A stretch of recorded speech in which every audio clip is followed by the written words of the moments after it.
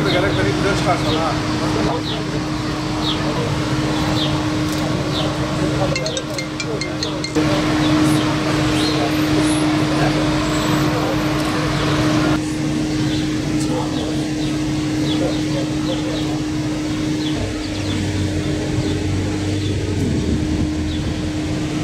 Kıymetli mesai arkadaşlarımız, değerli basın emekçileri, Ocak ayından bu yana imzalanmasını beklediğimiz kamu çerçeve protokolü görüşmelerinde beklediğimiz nokta işçi açısından tam bir hayal kırıklığıdır. Konfederasyonumuza bağlı sendikalarımızın talepleri ve beklentilerinden oluşan kamu çerçeve protokolü taslağı, Hak İş Konfederasyonu Kurulu Başkanı ve Öz Sağlık İş Sendikası Genel Başkanı Sayın Devlet Sert ve kurulun diğer üyeleri tarafından 5 ay önce TÜİS'e sunuldu. Ama 600 bin kamu işçisinin taleplerine kurban pazarlığı şeklinde yaklaşan işveren 1+1 artışlarla bizlerle dalga geçer gibi tekliflerle masaya geldi. İşçi yoruldu. İşçi geçinemiyor.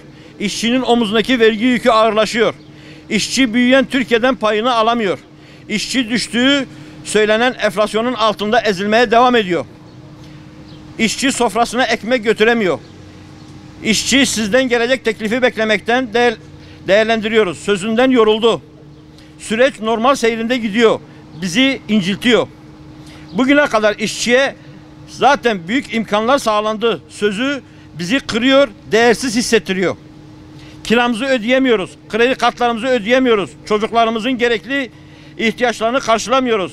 Geçinemediğimiz ailelerimizin yüzüne bakacak yüzümüz kalmadı. Kamu çerçeve protokolünde gecikmenin yaşandığı her gün bizim için onurumuz kırılıyor, insan gibi yaşama arzumuz yok ediliyor, refaha dair özlemimizi baltalıyor. 600 bin kamu işçisi sadece ve sadece hakkı olanı istiyor. Ama bizim hakkımıza karar verenlerin onurumuzu ayaklar altına almalarına da yüksek sesle karşı çıkıyoruz. 600 bin kamu işçisi aylardır tek kuruş zam almadan hizmet etmeye devam ediyor. Ama artık bıçak kemiğe dayandı. Şah damarımıza dayandı. İşçinin dayanacak gücü kalmadı. Vatanımızı, devletimizi seviyoruz. Ama hakkımız olanı da istiyoruz. İşçinin yüzünü güldürecek tek gerçek, kamu çerçeve protokolünün işçinin talepleri doğrultusunda hemen şimdi imza altına alınması ve toplu iş sözleşmelerinin bir an önce bitirilmesidir.